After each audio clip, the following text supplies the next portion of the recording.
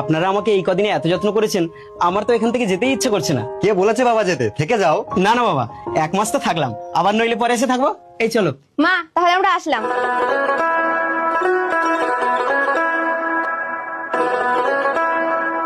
খোকা এসছিস, ভালো হয়েছি। তোর বাবা একা মাঠে পেরে উঠছে না, যা যা শিগগিরই জামা কাপড় ছেড়ে একটু মাঠে যা। মা, আস্তে না আস্তেই তুমি কাজ দিয়ে দিচ্ছ? না মানে তোর বাবার পায়ে লেগেছে তো সেই জন্য। এতদিন পায়ে লাগলো না, আর আমরা আস্তে আস্তে পায়ে লেগে গেল। বৌদি, যে ব্যাপারে জানো না সে ব্যাপারে কথা বলো কেন? এই, তুই আমার বউয়ের মুখের উপর কথা বলিস? একচল মারবো একদম। খোকা এটা তো ছোট বোন। মা, তুমি জানো শ্বশুর বাড়ির লোক আমায় কতটা সম্মান করে? সেগুলো কার জন্য বলো তো? সেগুলো শুধুমাত্র তোমার এই বৌমার জন্য। আমি যদি একে সম্মান না করি, আমার শ্বশুর বাড়ির লোক আমাকে সম্মান করবে কি করে? তুমি কাদেরকে বোঝাচ্ছ? ওরা তোমাকে ভালোবাসে নাকি? কি রে মা, আবার ঘুরে এলি যে? মা, আমি আর তোমার জামাই একেবারের জন্য চলে এসেছি। আমরা এখন থেকে এখানেই থাকবো। কেন রে মা, কি হলো? না মানে কি আর বলবো শ্বশুরমশাই। আর বলতে হবে না, বুঝে গেছি। জামাইকে নিয়ে ভেতরে যা। কি গো, জামাই তো একেবারের জন্য থাকতে চাইছে, কি করবো গো? কোনো একটা ব্যবস্থা করতে হবে। আমরা তো দুবাই বোন, আমি যে জমির ভাগটা পাবো আমাকে তুমি দিয়ে দাও, আমি ব্যবসা করব। এসব কি বলছিস তুই? কি ব্যবসা করবি? সে কি ব্যবসা করবো সে আমি দেখে নেবো খুনি। তুমি বাবাকে বলে শিগগিরই আমাকে জমির ভাগটা দাও তো। শ্বশুরমশাই, এই নিন, আমি জমি বিক্রি করে টাকা এনেছি। এবার বলুন আমি কি ব্যবসা করব। হ্যাঁ হ্যাঁ, সে আমি ভেবে দেখছি। দাও টাকাটা আমার হাতে দাও। এই নিন। যাও তুমি হাত পা দিয়ে খেতে বসো। হ্যাঁ, বড্ড খিদে পেয়েছে। শাশুড়ি মা, কি রান্না করেছেন? ওই একটু মাংস রান্না করেছিলাম, তোমার সালাটা খাবে খাবে করছিলে তো তাই। বাবা, মাংস? দিন দিন, শিগগিরই ভাতটা দিন তো, আমার খুব খিদে পেয়েছে। বাবা, তোমার আসতে দেরি হচ্ছিল বলে আমরা সবাই মাংস ভাত খেয়ে ফেলেছি, ভাতে শুধু একটা আলু পড়ে আছে। সকালবেলা বাবা 3 কিলো মাংস আনলো, আর আমার থালায় 2 পিস মাংস কেন? আরে হঠাৎ করে পিসিটা চলে এসেছিল তো, তাই একটু কম পড়েছে। বৌমা, তুমি আমার ভাগের মাংসটা খোকাকে দিয়ে দাও। এ কি মা, আপনি খাবেন না? আরে বাবা তুমি দাও না, আমার মাংস খেতে ভালো লাগছে না। কি ভাবছো বাবা? না মানে মা, আপনি মাংস ভাত ভালোবাসেন মা? কেন ভালোবাসবো না? এরপর কেটে গেল 1 সপ্তাহ। আপনি বললেন আমার জন্য একটা ব্যবসা ঠিক করবেন, কই কি ব্যবসা ঠিক করেছেন? আরে বাবা, ব্যবসা বললেই ব্যবসা, তার তো একটু টাইম লাগবেই। তুমি এক কাজ করো তো, বাড়িতে বসে না থেকে তোমার জন্য একটা কাজ ঠিক করেছি, তুমি কাজ করো।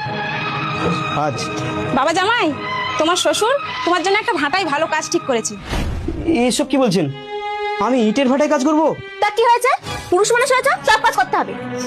বাবা, আমি মার্কেটের ধারে একটা দোকান পেয়েছি, 2 লাখ টাকা স্যালারি দিতে হবে। এ দেখো, ছেলেকে 3 লাখ টাকা দাও তো, 2 লাখ টাকা স্যালারি দেবে আর 1 লাখ টাকার মাল কিনবে। আচ্ছা ঠিক আছে। এ কি বাবা, আপনি আমার টাকা নিয়ে আমাকে না ব্যবসা দেখিয়ে আপনি নিজের ছেলেকে ব্যবসা দেখিয়ে দিচ্ছেন? এসব কি বলছো তুমি? তুমি আমার ভাইয়ের সাথে হিংসা করছো? বাবা জামাই, তুমি কি আর দোকান ব্যবসা পারবে? তোমার জন্য একটা ভালো ব্যবসা দেখতে হবে না? আচ্ছা ঠিক আছে শ্বশুরমশাই, আমি নইলে কয়েকদিনের জন্য ভাটার কাজই করি। এরপর ছেলেটি দিনের পর দিন ভাটায় কাজ করতে করতে একদিন অসুস্থ হয়ে পড়ল। কি গো জামাই, এতটা বেলা হয়েছে, কাজে যাবে না? শাশুড়ি মা, আমার গায়ে বড্ড জ্বর, আজ কাজে যাব না। ধুস, পুরুষ হয়েছে, এত নেকামি কিসে? মা, ওই বাড়ি তো ওরকম কাজের বাড়ি ন্যাকামি করতো। শিউলি, এসব তুমি কি যাতে বলছো? ও ঠিকই বলছে, যা কাজে যা।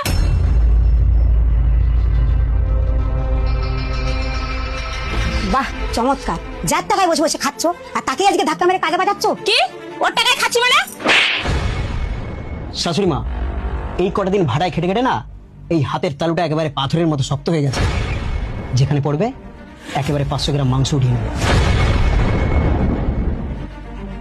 মা হয়েছেন মা, যখন ছেলে 2 পিস মাংস বেশি খেতে ইচ্ছা হয়, সেই মুহূর্তে যে মা মাংস ভালোবাসে না তাকেই বলে মা।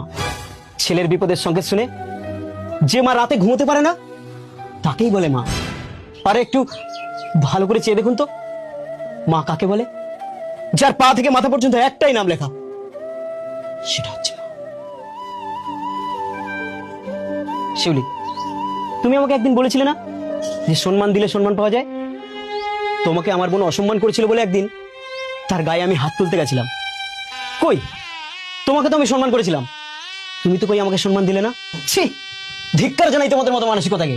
বাবা তোর গায়ে তো খুব জ্বর, চল বাবা বাড়ি চলে যাই। বন্ধুরা, মা হলো এই পৃথিবীতে এমন একটি শব্দ যার দ্বিতীয় হয় না। তাই মাকে ভালোবাসো। ধন্যবাদ।